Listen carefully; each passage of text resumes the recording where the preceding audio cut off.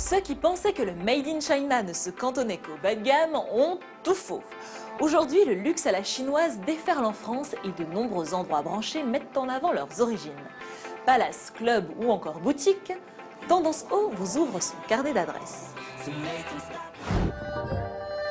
Entre raffinement culturel, bouillonnement économique et développement industriel, la Chine attise toujours plus notre curiosité. On a un peu quitté le cliché, en tout cas, du mandarin dans une robe en soie buvant du thé lisant Confucius pour arriver à une image plus complexe. En pleine mutation, l'Empire du Milieu est le pays à suivre. Alors pour découvrir les multiples facettes de cette culture hors norme, deux solutions. Vous procurez un billet ou embarquez à bord de l'un des nombreux établissements qui fleurissent sur la capitale. Dernières arrivées en date, les palaces des grands groupes asiatiques. Le Shangri-La Paris, nouveau fleuron de la célèbre chaîne hôtelière hongkongaise, s'est installé au cœur de l'hôtel particulier du neveu de Napoléon. Question architecture d'intérieur, on est loin des excentricités folkloriques. Ici, la touche asiatique est ailleurs. Le Shangri-La, c'est fait en plusieurs couches. C'est la petite subtilité de l'endroit. On est dans quelque chose de plus intemporel, de plus contemporain parfois, c'est rococo aussi. Donc on est sur des codes du luxe qui sont assez internationaux également. Alors pourquoi ne pas avoir décidé de faire un hôtel plus asiatique? Le rôle de l'hôtelier aujourd'hui n'est pas d'aseptiser les choses, mais au contraire de s'adapter à une culture, à un pays, à une tradition. C'est un hôtel 100% parisien, avec un sens de l'hospitalité asiatique. C'est ce qui fait vraiment la différence sur un produit comme celui-ci.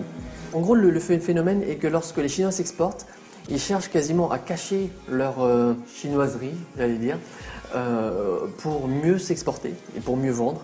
Et lorsque des entrepreneurs plus occidentaux créent un lieu et qui veulent s'inspirer de la Chine, ils vont juste prendre quelques codes qui les intéressent pour donner ce parfum et oublier le reste. L'invitation à voyager est souvent le point de départ de ces lieux créés par les amoureux du pays. Patricia Tartour a pensé cette agence de voyage atypique comme un concentré de la Chine d'aujourd'hui. C'est le lieu de tous les voyages, la Maison de la Chine. On peut voyager en achetant un billet d'avion, mais on peut aussi voyager en achetant un objet, en buvant du thé, en déjeunant. Plus qu'une boisson, le thé est pour les Chinois une véritable institution sociale et culinaire. Il était donc logique de le placer au cœur de cette maison. Le thé, c'est très important en Chine. C'est un peu comme le vin pour les Français. C'est-à-dire qu'il y a des jardins chinois, des grands crus.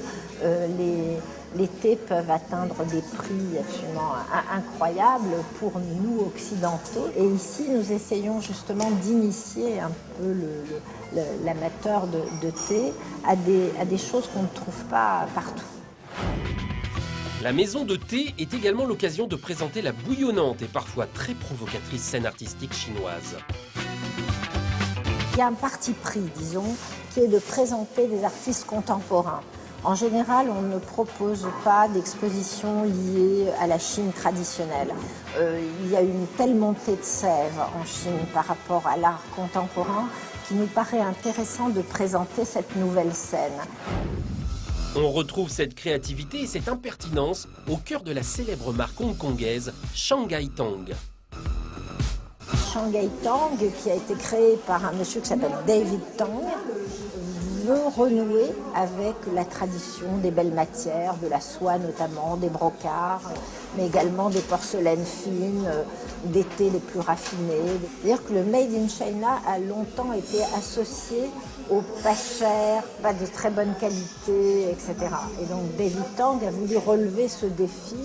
Et il a un peu anticipé tout ce que nous savons aujourd'hui de la Chine, à savoir que c'est un pays qui est capable de produire des objets de très très grande qualité. Une Chine surprenante et créative qui nous montre peut-être ce que sera le 21e siècle.